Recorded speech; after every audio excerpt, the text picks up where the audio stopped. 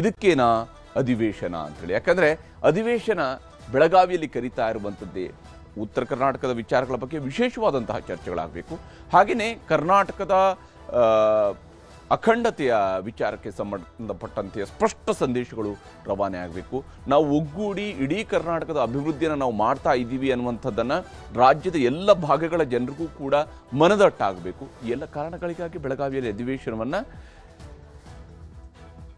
ದೋಸ್ತಿ ಸರ್ಕಾರ ಇದ್ದಾಗ, ಕುಮಾರಸ್ವಾಮಿಯವರು ಮುಖ್ಯಮಂತ್ರಿ ಆಗಿದ್ದಾಗ ಶುರು ಮಾಡಿದರು. ಆದರೆ ಬೆಳಗಾವಿಯಲ್ಲಿ ನಡೀತಾ ಇರುವಂಥದ್ದು ಕರ್ನಾಟಕದ ವಿಧಾನಸಭೆಯಲ್ಲಿ ಏನು ಬೆಂಗಳೂರಿನ ವಿಧಾನಸೌಧದ ವಿಧಾನಮಂಡಲದಲ್ಲಿ ಏನು ನಡೆಯುವಂತಹ ಚರ್ಚೆಗಳ ಸ್ವರೂಪದಲ್ಲೇ ಇರುತ್ತೆ. ಅದರ ಸೈಡ್ ಲೈನಲ್ಲಿ ಮತ್ತೆ ಅದೇ ರಾಜಕೀಯದ ಚಟುವಟಿಕೆಗಳು ಬಹಳ ಬಿರುಸಿನಿಂದ ಸಾಗ್ತಾ ಇದ್ದಾವೆ.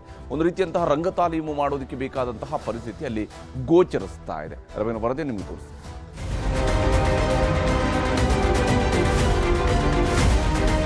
ಮುಖ್ಯಮಂತ್ರಿಗಳು 5 ವರ್ಷ ತಮ್ಮ ಸಂಪೂರ್ಣ ಅಧಿಕಾರಾವಧಿಯನ್ನ ಪೂರ್ಣ ಮಾಡ್ತಾರೆ ಅನ್ನೋ ನಂಬಿಕೆ ನನಗಿದೆ. ತೀರ್ಮಾನ ಹೈಕಮಾಂಡ್ ತಗೊಳ್ತದೆ, ನಾವಾಗ್ಲಿ ಎತ್ತಿದ್ರವರಾಗಲಿ ತೀರ್ಮಾನ ತಗೊಳ್ತಕ್ಕಂಥದ್ದಲ್ಲ. ಮಾತು ಕೊಟ್ಬಿಡಿ, ನಿಮಗೆ ಡಿಸೆಂಬರ್ ಮುಗಿಲಿ ಮಾತಾಡ್ತಾರೆ. ವರಿಷ್ಠರಿಗಾಗಲೇ ತೀರ್ಮಾನ ಮಾಡ್ಲಿಕ್ಕೆ ಅವರೆಲ್ಲರೂ ಒಪ್ಕೊಂಡಿದ್ದಾರೆ, ತೀರ್ಮಾನ ಮಾಡ್ತಾರೆ. ರಾಜಕೀಯದಲ್ಲೂ ಸೋಲ್ಬೇಕಾಗ್ತದೆ, ಗೆಲ್ಬೇಕಾಗ್ತದೆ, ಆದ್ರೆ ಪ್ರಯತ್ನಗಳು ನಡೀತಾ ಇರಬೇಕಾಗ್ತದೆ. ಮುಖ್ಯಮಂತ್ರಿ ಅಂತ ಯಾರು ನಮಗೆ ಗೊತ್ತಾಗ್ತಾ ಇಲ್ಲ. ಹೈಕಮಾಂಡ್ ಏನ್ ತೀರ್ಮಾನ ಮಾಡ್ತಾರೆ? ಸಿಎಂ ಡಿಸಿಎಂ ಕುರ್ಚಿ ಕಚ್ಚಾಟದ ಮಧ್ಯೆಯೇ ಕಾಂಗ್ರೆಸ್ ಪಾಳೆಯದಲ್ಲಿ ಹೊಸ ಕಿಚ್ಚು ಎಬ್ಬಿಸಿದ್ದಾರೆ ಸಿದ್ದರಾಮಯ್ಯ ಮಗ ಡಾಕ್ಟರ್ ಯತೀಂದ್ರ ಸಿದ್ದರಾಮಯ್ಯ. ಬೆಳಗಾವಿ ಅಧಿವೇಶನದ ಮೊದಲ ದಿನವೇ ಡಾಕ್ಟರ್ ಕೊಟ್ಟ ಡೋಸ್ನಿಂದಾಗಿ ಕಾಂಗ್ರೆಸ್ ಬಿಜೆಪಿ ಪಾಳೆಯದಲ್ಲಿ ಹೊಸ ಲೆಕ್ಕಾಚಾರಗಳೇ ಎದ್ದಿವೆ. ವೈಯಕ್ತಿಕ ಅಭಿಪ್ರಾಯ ಅಂತ ಹೇಳುತ್ತಲೇ 5 ವರ್ಷಗಳ ಕಾಲದ ಪೂರ್ಣಾವಧಿ ಸಿಎಂ ಸಿದ್ದರಾಮಯ್ಯ ಆಗಿರುತ್ತಾರೆ, ಬದಲಾವಣೆ ಸಾಧ್ಯವೇ ಇಲ್ಲ ಎಂದಿದ್ದಾರೆ. ಮೊದಲನೇ ವರ್ಷ ಅದು ಮೂಡ ಬಂತು, ಆ ಸಮಯದಲ್ಲೂ ತಂದೆಯವರು ಪದವಿಯಿಂದ ಕೆಳಗಿಳಿತಾರೆ ಅಂತ ಹೇಳಿದ್ರು. ನಂತರ ಲೋಕಸಭಾ ಎಲೆಕ್ಷನ್ ಬಂತು, ಅದರೊಳಗೂ ಕೂಡ ಸೀಟ್ ಕಮ್ಮಿ ಬಂದು ಅವ್ರನ್ನ ಕೆಳಗಿಳಿಸ್ತಾರೆ ಅಂತ ಹೇಳಿದ್ರು. ಸೊ ಆಗ ಅವ್ರು ಹೇಳ್ಕೊಂಡೇ ಬರ್ತಿದ್ದಾರೆ. ಬಟ್ ಅವ್ರ ಕನಸು ಕಾಣ್ತಾ ಕೂತಿರ್ಬೇಕಷ್ಟೇ. 5 ವರ್ಷ ಸಿದ್ದರಾಮಯ್ಯ ಇರ್ತಾರೆ ಸರ್ ಅಧಿಕಾರದಲ್ಲಿ. ನಾನು ಈಗಾಗಲೇ ಅದ್ರ ಬಗ್ಗೆ ಹೇಳಿದ್ದೀನಿ. ವೈಯಕ್ತಿಕವಾಗಿ ಮುಖ್ಯಮಂತ್ರಿಗಳು 5 ವರ್ಷ ತಮ್ಮ ಸಂಪೂರ್ಣ ಅಧಿಕಾರಾವಧಿಯನ್ನ ಪೂರ್ಣ ಮಾಡ್ತಾರೆ ಅನ್ನೋ ನಂಬಿಕೆ ನನಗಿದೆ. ಯಾಕೆಂತಂದ್ರೆ ಮುಖ್ಯಮಂತ್ರಿಗಳು ಸರ್ಕಾರ ಚೆನ್ನಾಗಿ ನಡ್ಸ್ಕೊಂಡು ಹೋಗ್ತಿದ್ದಾರೆ. ನಮ್ಮ ಸರ್ಕಾರದಲ್ಲಿ ಯಾವುದೇ ತಪ್ಪುಗಳಾಗಿಲ್ಲ. ಜನರು ಕೂಡ ನಮ್ಮ ಆಡಳಿತ ಬಗ್ಗೆ ಖುಷಿಯಾಗಿದ್ದಾರೆ. ಸೊ ಹಾಗಾಗಿ ಬದಲಾವಣೆ ಅಗತ್ಯ ಇಲ್ಲ ಅನ್ನೋದು ನನ್ನ ಭಾವ. ಆ ಗೊಂದಲ ಇದೇ ಇತ್ತು. ಯಾಕೆಂತಂದ್ರೆ ಅವರು ಡಿಸಿಎಂ ಅವ್ರು ಕೇಳಿದ್ರು, ತಾವು ಎಲ್ಲ ಮನೆಯಲ್ಲೂ ಆಕಾಂಕ್ಷಿಗಳು ಇರ್ತಾರೆ. ಸೊ ಆದ್ರೆ ಹೈಕಮಾಂಡ್ ಈ ಬಗ್ಗೆ ತೀರ್ಮಾನ ಮಾಡಲ್ಲ ಈಗ ಅಂತ ಹೇಳಿದ್ದಾರೆ. ಈಗ CLP ಆಯ್ಕೆ ಮಾಡ್ಬೇಕಾದ್ರೆ ಇಷ್ಟು ವರ್ಷಕ್ಕೆ 10 ವರ್ಷಕ್ಕೆ ಅಂತ ಆಯ್ಕೆ ಮಾಡ್ತಾರೆ. ಯಾರು ಮುಖ್ಯಮಂತ್ರಿಗಳಾಗಬೇಕು ಅನ್ನೋದನ್ನ ಅಷ್ಟೇ ತೀರ್ಮಾನ ಮಾಡ್ತಾರೆ. CLP ನಲ್ಲಿ ಇಷ್ಟು ವರ್ಷಗಳಿಗೆ ಮಾತ್ರ ಆಗ್ಬೇಕು ಅಂತ ಯಾರು ಕೂಡ ತೀರ್ಮಾನ ಮಾಡ್ತಾರೆ. ಸಿದ್ದರಾಮಯ್ಯ 5 ವರ್ಷಗಳ ಸಿಎಂ ಅನ್ನುತ್ತಲೇ ಡಿಕೆ ಟೀಮ್ ತಲ್ಲಣಗೊಂಡಿದೆ.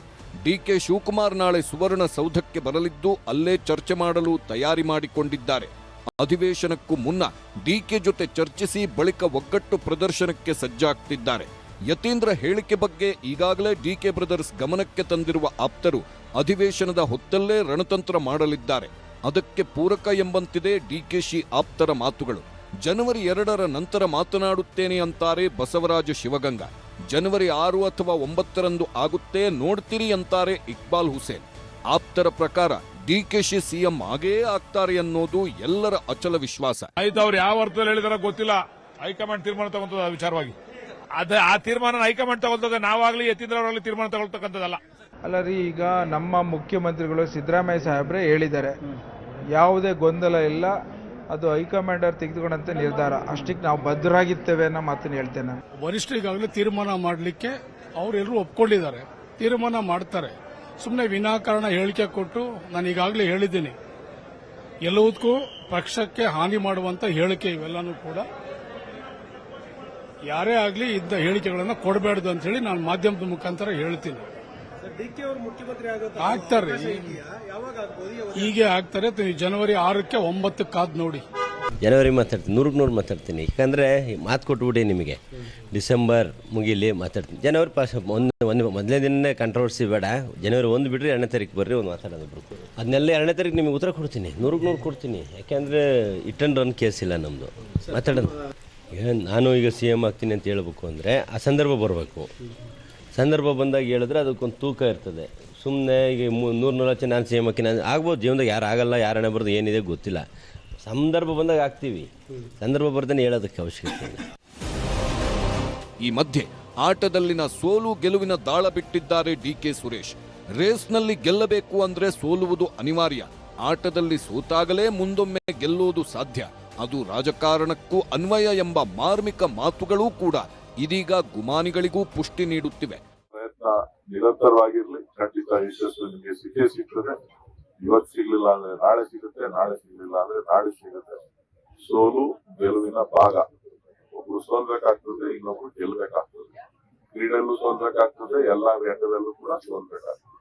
ರಾಜಕೀಯದಲ್ಲೂ ಸೋಲ್ಬೇಕಾಗ್ತದೆ, ಗೆಲ್ಬೇಕಾಗ್ತದೆ. ಆದ್ರೆ ಪ್ರಯತ್ನಗಳು ನಡೀತಾ ಇರ್ಬೇಕಾಗ್ತದೆ. ಆ ಪ್ರಯತ್ನಗಳು ತಮ್ಮೆಲ್ಲರ ಆಶೀರ್ವಾದದಿಂದ ಮುಂದಿನ ದಿನಗಳಲ್ಲಿ ಫಲ ನೀಡುತ್ತದೆ ಅಂತಕ್ಕಂಥ ಸಾಂದರ್ಭಿಕವಾಗಿ ಕ್ರೀಡಾಪಟುಗಳಿಗೆ ಉತ್ತೇಜನ ಕೊಡ್ಲಿಕ್ಕೆ ನೀವು ಏನು ಇವತ್ತು ಕ್ರೀಡೆ ಆಡ್ತಿದ್ರಿ, ಸೋಲ್ಬಹುದು, ಗೆಲ್ಬಹುದು.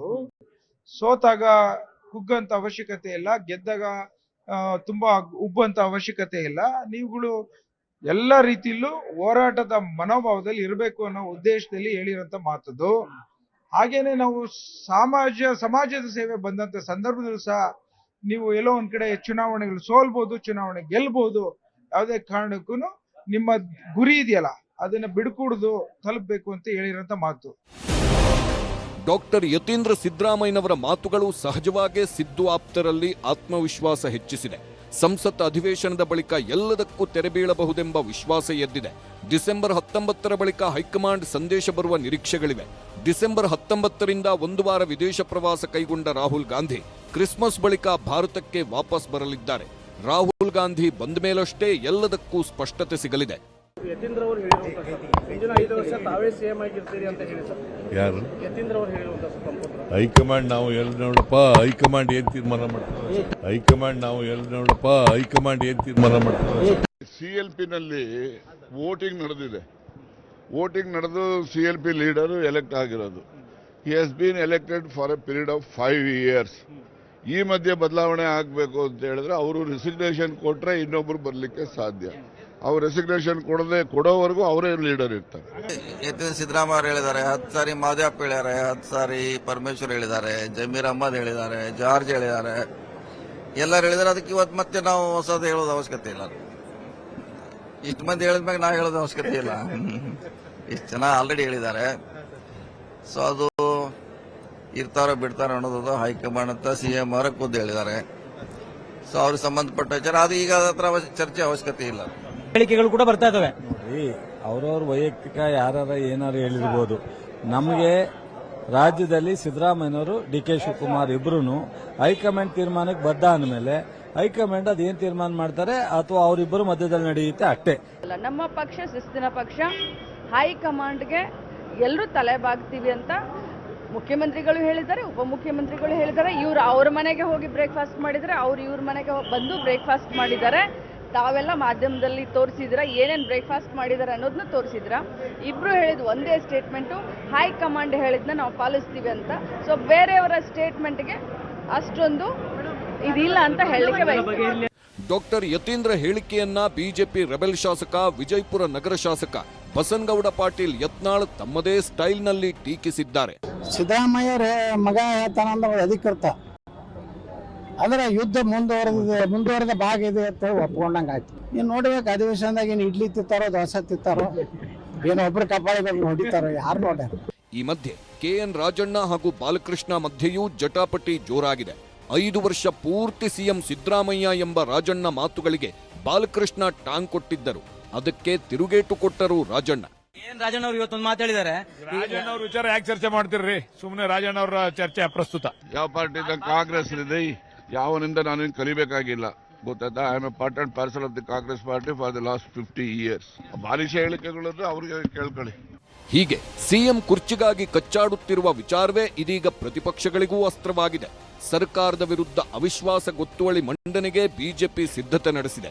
ನಾಳೆ ಶಾಸಕಾಂಗ ಪಕ್ಷದ ಸಭೆ ಕರೆದು ಅವಿಶ್ವಾಸ ಗೊತ್ತುವಳಿ ಬಗ್ಗೆ ನಿರ್ಧಾರ ಮಾಡಲಿದೆ. ನೋಡಿ, ಸರ್ಕಾರ ಒಂದ್ ರೀತಿ ಸತ್ತ ಹೆಣತರ ಔಟಿದೆ. ಮುಖ್ಯಮಂತ್ರಿ ಅಂತ ಯಾರು ನಮ್ಗೆ ಗೊತ್ತಾಗ್ತಾ ಇಲ್ಲ. ಅಟ್ಲೀಸ್ಟ್ ಅದಾದ್ರೂ ಈ ಅಧಿವೇಶನಕ್ಕೇನಾದ್ರೂ ಕಳೆ ಬರಬೇಕಾದ್ರೆ ಅಧಿವೇಶನ ಸುಸೂತ್ರವಾಗಿ ಒಂದು ನಾಯಕತ್ವದಲ್ಲಿ ನಡಿಬೇಕು ಅಂದ್ರೆ ಒಬ್ಬ ಮುಖ್ಯಮಂತ್ರಿ ಇರಬೇಕು, ಸಮರ್ಥ ಮುಖ್ಯಮಂತ್ರಿ. ಇಲ್ಲಿ ಮುಖ್ಯಮಂತ್ರಿ ಡಿಸ್ಪ್ಯೂಟ್ ಇದೆ, ಗಲಾಟೆ ಇದೆ, ದಿನ ಎದ್ರೆ 2-3 ಗ್ಯಾಂಗ್ಗಳಾಗ್ಬಿಟ್ಟಿದೆ ಕಾಂಗ್ರೆಸ್ ಅಲ್ಲಿ. ಅಂದ್ರೆ ಈ ಬಾರಿ ವಿಧಾನಸಭಾ ಅಧಿವೇಶನ ಬೆಳಗಾವಿದೇನಿದೆ, ಒಡೆದೋದಂತ ಆಡಳಿತ ಪಕ್ಷವನ್ನ ನಾವು ನೋಡ್ತಾ ಇದ್ದೀವಿ. ಬಿಜೆಪಿಯು ಕೂಡ ನಾವು ಹೇಳ್ತಾ ಇದೀವಿ, ನಿಮ್ಮ ಅವಿಶ್ವಾಸ ಇರುವಂತ ಈ ಸಂದರ್ಭದಲ್ಲಿ, ಶಾಸಕರ ನಡುವೆ ಅವಿಶ್ವಾಸ ಇರುವಂತ ಸಂದರ್ಭದಲ್ಲಿ ಈ ಸರ್ಕಾರವನ್ನ ವಿಸರ್ಜನೆ ಮಾಡಿ ಚುನಾವಣೆಗೆ ಹೋಗೋದು ಒಳಿತು ಅಂತ ನಾವು ಹೇಳ್ತಾ ಇದ್ದೀವಿ. ಜನರಿಗೆ ಸಮಸ್ಯೆಗಳೇ ಮುಖ್ಯವೇ ಹೊರತು, ಪರಿಹಾರವೇ ಮುಖ್ಯ ಹೊರತು ಕಾಂಗ್ರೆಸ್ಸಿನ ಸಮಸ್ಯೆ ಯಾರಿಗೂ ಮುಖ್ಯ ಅಲ್ಲ. ಕಾಂಗ್ರೆಸ್ಸಿನ ಸಮಸ್ಯೆ ಆ ಪಕ್ಷದವರು ಅದನ್ನ ತೀರ್ಮಾನ ಮಾಡಬೇಕು. ಬರೀ ಅಧಿಕಾರ ಹಸ್ತಾಂತರ 1 ವರ್ಷದಿಂದ ನಿಮ್ಮ ಗೊಂದಲ, ಕ್ಯಾಬಿನೆಟ್ ರೀಶಫಲ್ 1 ವರ್ಷದಿಂದ ನಿಮ್ಮ ಗೊಂದಲ, ಇದನ್ನೆಲ್ಲ ಪರಿಹಾರ ಮಾಡಬೇಕಂತಂದ್ರೆ ಹೈಕಮಾಂಡ್ ನೀವು ಕುಳಿತು ಮಾಡಬೇಕಾಗಿತ್ತು. High command is dead body. High command ಅನ್ನೋದೇ ಸತ್ತೋಗಿದೆ. ಇನ್ನು ಕುರ್ಚಿ ಕಚ್ಚಾಟದ ಮಧ್ಯೆಯೇ ಬೆಳಗಾವಿಯಲ್ಲಿ ಅಧಿವೇಶನ ಶುರುವಾಗಿದೆ. ಸುವರ್ಣಸೌಧದಲ್ಲಿ ಅಧಿವೇಶನ ಶುರುವಾಗುತ್ತಲೇ ಹೊರಗಡೆ ಸರ್ಕಾರದ ವಿರುದ್ಧ ಪ್ರತಿಭಟನೆಗಳು ಉಗ್ರ ಸ್ವರೂಪ ಪಡೆದುಕೊಳ್ಳುತ್ತಿವೆ. ನಾಳೆ ಸರ್ಕಾರದ ವಿರುದ್ಧ ಬಿಜೆಪಿ ಬೃಹತ್ ಪ್ರತಿಭಟನೆ ಹಮ್ಮಿಕೊಂಡಿದೆ. ಪ್ರತಿಭಟನೆ ಪಾದಯಾತ್ರೆ ಬಳಿಕ ಸುವರ್ಣಸೌಧಕ್ಕೆ ಮುತ್ತಿಗೆ ಹಾಕಲು ಬಿಜೆಪಿ ನಾಯಕರು ಮುಂದಾಗಿದ್ದಾರೆ.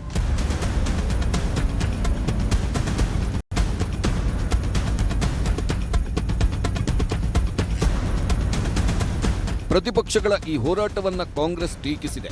ಕೇಂದ್ರ ಸರ್ಕಾರದಿಂದ ರಾಜ್ಯಕ್ಕೆ ಆಗುತ್ತಿರುವ ಅನ್ಯಾಯಗಳ ದನಿ ಎತ್ತದೆ. ರಾಜ್ಯ ಸರ್ಕಾರದ ವಿರುದ್ಧ ಪ್ರತಿಭಟನೆ ಮಾಡುವುದರಲ್ಲಿ ಏನರ್ಥ ಎಂದು ಪ್ರಶ್ನಿಸಿದೆ. ಉತ್ತರ ಕರ್ನಾಟಕದ ಬಗ್ಗೆನೇ ಚರ್ಚೆ ಆಗಬೇಕು, ಕೊನೆಯಲ್ಲಿ ತಗೊಂಡೋಗಿ ಕಾಟಾಚಾರಕ್ಕೆ ಮಾಡಬಾರ್ದು. ಕಳೆದ ಬಾರಿ ನೀವೇನೇನು ಹೇಳಿದ್ರಿ, ಉತ್ತರ ಕರ್ನಾಟಕಕ್ಕೆ ನಾನು ಅನುದಾನಗಳನ್ನು ಕೊಡ್ತೀನಿ, ಕೈಗಾರಿಕೆಗಳನ್ನು ತರ್ತೀನಿ, ಅವ್ಯಾಕೆ ಮಾಡಿಲ್ಲ? ಈ ಎಲ್ಲ ಪ್ರಶ್ನೆಗಳನ್ನು ನಾನು ಕೇಳ್ತೇನೆ. ಮಹದಾಯಿ ವಿಚಾರ ಇರ್ಬೋದು, ಆಮೇಲೆ ಆರ್ಥಿಕ ಸಮತೋಲನ ಮಾಡಲಿಕ್ಕೆ 5,000 ಕೋಟಿ ಇರ್ಬೋದು, ಬೆಂಗಳೂರು ಅಭಿವೃದ್ಧಿ ಇರ್ಬೋದು, ಕೊಡಲಿಲ್ಲ. ಅದಾದಮೇಲೆ ಅತಿವೃಷ್ಟಿ ಅನಾವೃಷ್ಟಿಗೆ ಸಹಾಯಕ್ಕೆ ಬರಲಿಲ್ಲ, ಕಬ್ಬಿನ ಬೆಲೆಗೆ ಬರಲಿಲ್ಲ, ಇವತ್ತು ಮೆಕ್ಕೆಜೋಳಕ್ಕೂ ಬರಲಿಲ್ಲ. ಇವೆಲ್ಲವೂ ಸಹ ಕೇಂದ್ರ ಸರ್ಕಾರ ಮಾಡಬೇಕಾಗಿರ್ತಕ್ಕಂಥವು. ಇಷ್ಟನ್ನು ಅವರು ನಿರಾಕರಿಸಿದ ಮೇಲೆ ಬಹುಶಃ ಅವರು ಇಲ್ಲೆಲ್ಲ ಪ್ರತಿಭಟನೆ ಮಾಡ್ತಕ್ಕಂಥದ್ದು, ಅಸೆಂಬ್ಲಿಲೆಲ್ಲ ಕೇಳ್ತಕ್ಕಂಥದ್ದು. ಅಶೋಕು ಮತ್ತು ವಿಜೇಂದ್ರ ಅವರ ನೇತೃತ್ವದಲ್ಲಿ ಪಾರ್ಲಿಮೆಂಟ್ ಮುಂದೆ ರೈತರನ್ನ ಕರ್ಕೊಂಡೋಗಿ ಪ್ರತಿಭಟನೆ ಮಾಡಬೇಕಾಗಿತ್ತು. ಅವರು ಕಬ್ಬು ಬೆಳೆಗಾರರು, ಮೆಕ್ಕೆಜೋಳ ಬೆಳೀತಕ್ಕಂಥ ರೈತರು, ಭತ್ತ, ತೊಗರಿ, ಈ ರಾಜ್ಯ ಸರ್ಕಾರದ ಒಂದು ನಿರ್ಲಕ್ಷ್ಯದ ಕಾರಣದಿಂದಾಗಿ ಇವತ್ತು ರೈತರು ಸಂಕಷ್ಟದಲ್ಲಿದ್ದಾರೆ. ನೇಕಾರರ ಸಮಸ್ಯೆಗಳಿರ್ಬೋದು, ರಾಜ್ಯದ ಅಭಿವೃದ್ಧಿಯ ವಿಚಾರ, ಎಲ್ಲ ವಿಚಾರಗಳನ್ನ ಅಧಿವೇಶನದಲ್ಲಿ ಚರ್ಚೆ ಆಗಬೇಕಾಗಿದೆ. ಬಿಜೆಪಿಯವರು ಹೋಗಿ ರೈತರ ಪರವಾಗಿ ಹೋರಾಟ ಮಾಡಿ ನಮ್ಮನ್ನೇನು ವಿರುದ್ಧವಾಗಿ ಕೇಳ್ತಾ ಇದ್ದಾರೆ. ಅವರು 11 ವರ್ಷ ಕೇಂದ್ರದಲ್ಲಿದ್ದರು, ಇವರು ರಾಜ್ಯದಲ್ಲಿದ್ದರು. ಇವ್ರು ಏನು ಮಾಡಿದ್ದಾರೆ ರೈತರಿಗೆ? ನಾವು ಅಟ್ಲೀಸ್ಟ್ 2 ಬಾರಿ ನಾವು ರೈತರಿಗೆ 50 ರೂಪಾಯಿ 100 ರೂಪಾಯಿ ನಾವು ಕಬ್ಬಿಗೆ ಕೊಟ್ಟಿದ್ದೇವೆ. ಕೇಂದ್ರ ಸರ್ಕಾರ ಇವ್ರದಿದೆ. ಇವತ್ತು ಕಬ್ಬು ಬೆಳೆಗಾರರಿಗೆ ತೊಂದರೆ ಆಗಿರ್ತಕ್ಕಂಥ ಬಿಕಾಸ್ ಆಫ್ ಎಥನಾಲ್ ಪಾಲಿಸಿ. ಇದ್ರ ಬಗ್ಗೆ ಬಿಜೆಪಿ ಮಾತನಾಡ್ತಾರಾ? ಎಥನಾಲ್ ಪ್ಲಾಂಟ್ಗಳು ಮಾಡಿಸಿದ್ದೆ ನೀವು. ಈ ಕಬ್ಬು ಬೆಳೆಗಾರ ಅನಾನುಕೂಲ ಆಗಿದ್ದು ನಿಮ್ಲಿಂದಾನೆ. ಮಿನಿಮಮ್ ಪ್ರೈಸ್ ಫಿಕ್ಸ್ ಮಾಡಿದ್ದು ನೀವು, FRP ಫಿಕ್ಸ್ ಮಾಡಿದ್ದು ನೀವು. 1 ರೂಪಾಯಿನೂ ನೀವು ಯಾರು ರೈತರಿಗೆ ಕೊಡಂಗಿಲ್ಲ. ಮತ್ತೆ ಏನ್ ನಿಮ್ದೇನು ಕಾಂಟ್ರಿಬ್ಯೂಷನ್ ಇದೆ? ಕೇಂದ್ರ ಸರ್ಕಾರದ ಏನು ಕಾಂಟ್ರಿಬ್ಯೂಷನ್ ಇದೆ? ಇದುವರೆಗೂ ಉತ್ತರ ಕರ್ನಾಟಕದ ಅಭಿವೃದ್ಧಿಗೆ ಎಷ್ಟು ಹಣವನ್ನು ವಿನಿಯೋಗಿಸಿದಿರಿ, ಎಷ್ಟು ಅನುಷ್ಠಾನ ಆಗಿದೆ, ಅದರ ವೈಟ್ ಪೇಪರ್ ತನ್ನಿ, ಶ್ವೇತಪತ್ರ ತನ್ನಿ. ಅಲ್ಲಿ ಲೂಟಿ ಹೊಡೆದಿದ್ದೆಷ್ಟು, ಅನುಷ್ಠಾನ ಆಗಿರೋದೆಷ್ಟು, ಈ ಎಲ್ಲ ವಿಷಯಗಳು ಚರ್ಚೆ ಆಗಬೇಕು. ಈ ವಿಷಯವನ್ನು ಚರ್ಚೆ ಮಾಡ್ತಾರೆ. ಭಾರತೀಯ ಜನತಾ ಪಾರ್ಟಿಯವರಿಗೆ ಪ್ರಜಾಪ್ರಭುತ್ವದಲ್ಲಿ ನಂಬಿಕೆ ಇಲ್ಲ. ಚರ್ಚೆಗೆ ನರೇಂದ್ರ ಮೋದಿ ಅವರು ಅವಕಾಶ ಮಾಡಿಕೊಡೋದಿಲ್ಲ ಕೇಂದ್ರ ಸರ್ಕಾರದಲ್ಲಿ. ಆದ್ರಿಂದ ನಮಗೆ ಭಾರತೀಯ ಜನತಾ ಪಾರ್ಟಿಯವರು ಪಾಠ ಹೇಳ್ಕೊಳ್ಳೋದು ಬೇಡ. ಅವರು ಪ್ರತಿಭಟನೆ ಮಾಡಿದ್ರೆ ಅದನ್ನ ಎಲ್ಲ ರೀತಿಯಲ್ಲೂ ಸಹ ನಾವು ಅದಕ್ಕೆ ಉತ್ತರ ಕೊಡ್ಲಿಕ್ಕೆ ತಯಾರಿದ್ದೇವೆ. ಮೊದಲ ದಿನದ ಕಲಾಪ ಅಗಲಿದ ಗಣ್ಯರಿಗೆ ಸಂತಾಪ ಸೂಚನೆಯೊಂದಿಗೆ ಮುಕ್ತಾಯವಾಗಿದೆ. ಆದರೆ ನಾಳೆಯಿಂದ ಸುವರ್ಣಸೌಧದ ಒಳಗೂ ಹೊರಗೂ ಹೋರಾಟಗಳು ತೀವ್ರಗೊಳ್ಳಲಿವೆ. ಇದರ ಜೊತೆಗೆ ಕಾಂಗ್ರೆಸ್ನಲ್ಲಿ ನಡೆಯುತ್ತಿರುವ ಕುರ್ಚಿ ಕದನವನ್ನ ಮುಂದುವರೆಸಲು ಕೈ ಶಾಸಕರ ನಡುವೆಯೇ ಯಾವ ಸ್ವರೂಪದ ತಾಲೀಮು ನಡೆಯುತ್ತದೆ ಎಂದು ನೋಡಬೇಕಿದೆ. Bureau report, news 18. ಹೀಗೆ ಅಧಿವೇಶನದಲ್ಲಿ ಆಗಬೇಕಾಗಿರುವಂತಹ ಚರ್ಚೆಗಳು ಇವೆಲ್ಲವೂ ಕೂಡ ಬಹಳ ಮುಖ್ಯ ಆಗತ್ತೆ. ಆದರೆ ಅಧಿವೇಶನದ ಸುತ್ತು ಕೇವಲ ರಾಜಕೀಯದ ಚರ್ಚೆಗಳೇ ನಡೀತಾ ಹೋದರೆ ಅಧಿವೇಶನದಲ್ಲಿ ಆಗಬಹುದಾಗಿರುವಂತಹ ಬಹಳ ಸೀರಿಯಸ್ ಆಗಿರುವಂತಹ ಡಿಬೇಟ್ಗಳ ಬಗ್ಗೆ ಆ ಡಿಬೇಟ್ಗಳು ಕೂಡ ಮಹತ್ವವನ್ನು ಕಳ್ಕೊಳ್ಳುವಂಥ ಅಪಾಯ ಇದೆ. ಹೀಗಾಗಿ ಇವತ್ತಿಗೆ ಆದರೂ ಅದನ್ನು ನಿಲ್ಲಿಸ್ತಾರಾ, ನಾಳೆಯಿಂದ ಯಥಾಪ್ರಕಾರವಾಗಿ ಬಿಸ್ನೆಸ್ ಶುರುವಾಗುತ್ತಾರ ಅಂತ ನಾನು ನೋಡಬೇಕು.